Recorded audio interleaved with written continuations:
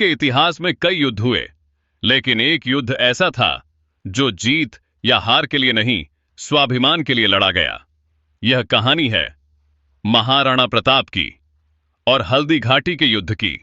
जब पूरा भारत मुगल सम्राट अकबर की शक्ति के सामने धीरे धीरे झुकता जा रहा था, तब राजस्थान की अरावली पहाड़ियों के बीच एक ऐसा राज्य था जो आजादी की सांस ले रहा था। उस राज्य का नाम था मेवाड़ और उसका राजा था महाराणा प्रताप। महाराणा प्रताप ऐसे राजा नहीं थे जो सोने चांदी और ऐशो आराम के लिए जिएं। उनके लिए सबसे बड़ा धर्म था स्वतंत्रता और आत्मसम्मान।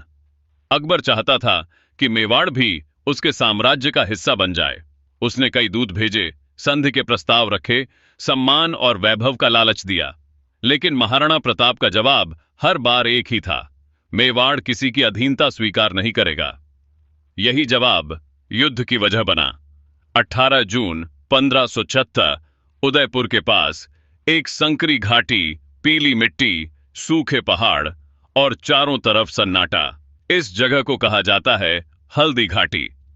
एक तरफ मुगल सेना थी, लगभग 80,000 सैनिक, हाथी, घोड़े, तोपें और युद्ध का अनुभव। दूसरी तरफ महाराणा प्रताप की सेना, करीब 20,000 वीर, कम संसाधन लेकिन अपार साहस। यह युद्ध संख्या का नहीं, हौसले का था।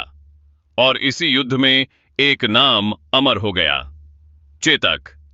चेतक महाराणा प्रताप का घोड़ा नहीं, उनका युद्ध साथी था। वह आग उगलता था, दुश्मन से नहीं डरता था। महाराणा प्रताप ने चेतक के माथे पर हाथ रखा और कहा, आज अगर मैं गिरूं तो मुझे दुश्मन के हाथ मत लगने देना। रणभेरी बजती है और हल्दी घाटी युद्ध भूमि बन जाती है। तलवारें टकराती हैं, भाले चमकते हैं, धरती कांप उठती है। महाराणा प्रताप अकेले कई कई मुगल सैनिकों को मौत के घाट उतार रहे थे। इतिहास का सबसे प्रसिद्ध क्षण तब आया जब महाराणा प्रताप सीधे मुगल सेनापति मानसिंह पर टूट पड़े।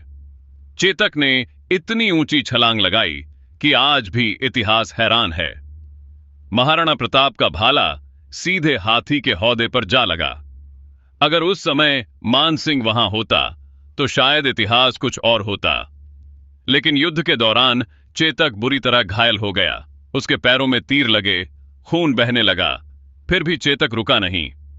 वह महाराणा प्रताप को लेकर दौड़ता रहा और एक नाले को पार कर गया। जैसे ही नाला पार हुआ, चेतक की ताकत जवाब दे गई। वह जमीन पर गिर पड़ा।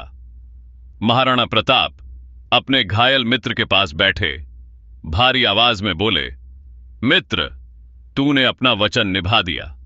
और उसी क्षण चेतक वीर गति को प्राप्त हुआ। हल्दी घाटी का युद्ध यहीं खत्म नहीं हुआ। तकनीकी रूप से मुगल सेना मैदान में टिकी रही, लेकिन वे महाराणा प्रताप को पकड़ नहीं सके। वे मेवाड़ को जीत नहीं सके। इसलिए इतिहास कहता है, हल्दी घाटी का युद्ध आत्मसम्मान की जीत था।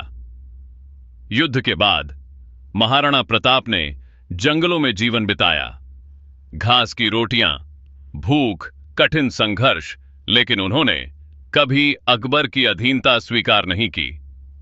धीरे धीरे महाराणा प्रताप ने मेवाड़ का अधिकतर हिस्सा वापस जीत लिया और यह साबित कर दिया कि युद्ध हारना हार नहीं है, स्वाभिमान खोना हार है। आज भी हल्दी घाटी की हवा में एक ही नाम गूंजता है, महाराणा प्रताप। अगर आपको यह कहानी पसंद आई हो तो वीडियो को लाइक करें, चैनल को सब्सक्राइब करें और कमेंट में लिखें।